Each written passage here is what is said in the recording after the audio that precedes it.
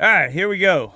We got a 12 gauge again for y'all. This time we got the Remington Express Magnums, 10 pellet triple odd buck, 3-inch shells, and then we got the Spartan double odd buck low brass, 2 3/4-inch shells.